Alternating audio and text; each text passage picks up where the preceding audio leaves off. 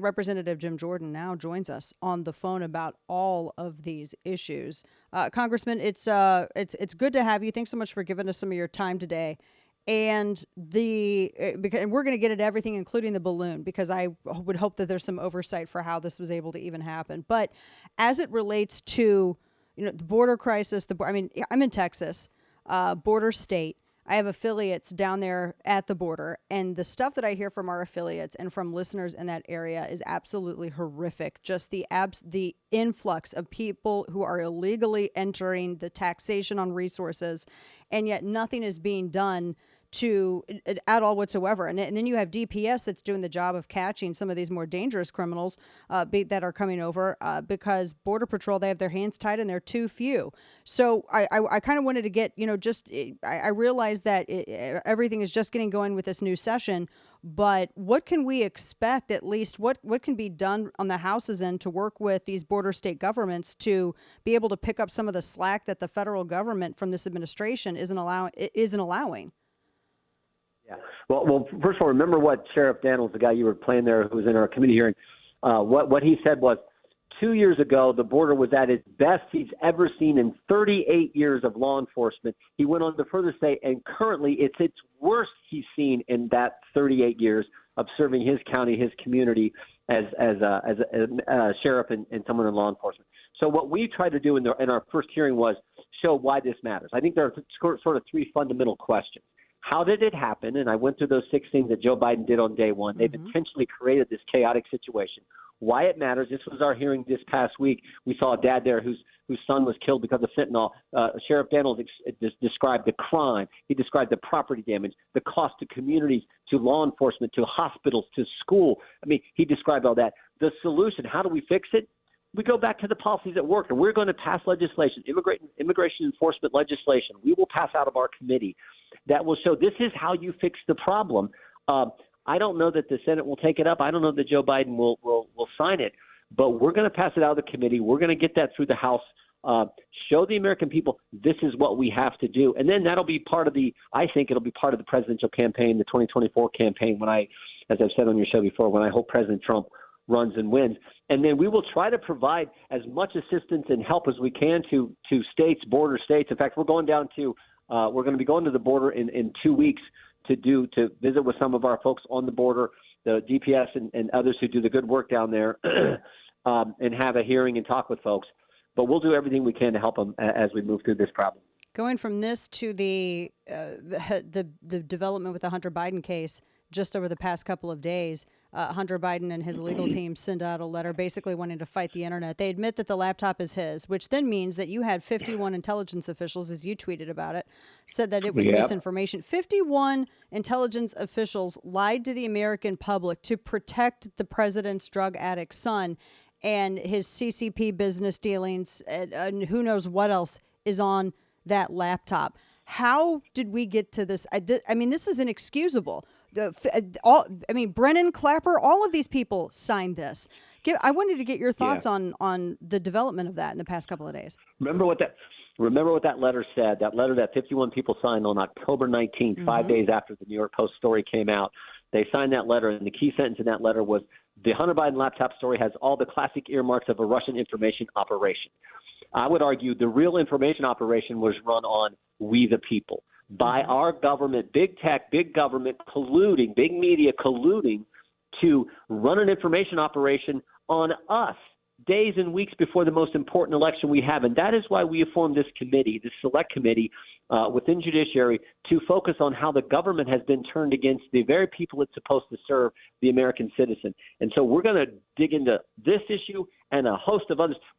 The very first thing a whistleblower came to talk to us about was how you had the government colluding with the National School Boards Association to go after moms and dads. The first FBI whistleblower came to us on that issue, and we've had dozens since then come talk to us about others. So this is why it's so darn important. You cannot have your government working with big tech, big media to keep information from us and change the story and tell us something that was true for them to tell us it was false. That's what they did because they knew it was going to help Joe Biden in his campaign. And polling suggests that if the American people would have had access to that information in its full sense and its truthful sense, Joe Biden wouldn't be president. We're talking with Representative Jim Jordan.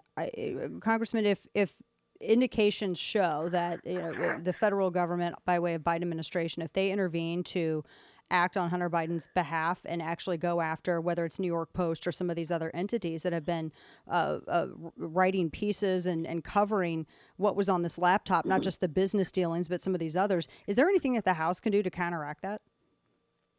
Well, there's a hearing coming up next week in Chairman Comer's committee where we will have Jim Baker, who was chief counsel at the FBI, then went on to be deputy general counsel at Twitter. We'll have Joel Roth, who was in charge of site integrity at Twitter and was involved in this whole suppression of this story and other information that the American people should have had access to. They will be in front of the committee, and we're going to get a chance to ask them questions.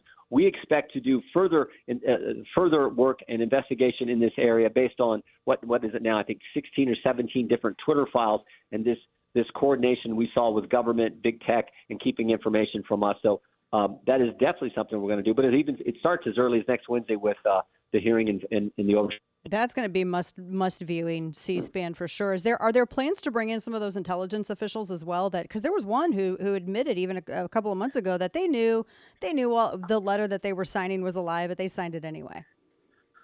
We plan on talking. We've sent letters to those individuals. The Judiciary Committee, we've sent letters to all those individuals asking for information regarding how that letter was put together. We plan on talking with every single one of them. Wow. I have to ask you, too, Congressman, about the big news story I didn't realize I was going to be talking about a Chinese spy balloon as much as I was going to be today, but it's pretty amazing. As we were talking about it being in Montana over a missile base, now it's floating into my home state of Missouri. The administration was apparently aware of this for a couple of months. They said today, the DOD spokesperson said that it was going to be in the United States for, quote, a few more days. That seems pretty unacceptable. I wanted to get your reaction to this. How does this happen? How does a spy balloon get this far inside the interior of the United States over a missile base, and apparently not even Montana officials knew about it? I don't know. Of course, Dana. It's just a weather balloon, and it's off track, and the westerly winds blew across the Pacific, right over that Air Force base. Just crazy. It just happened.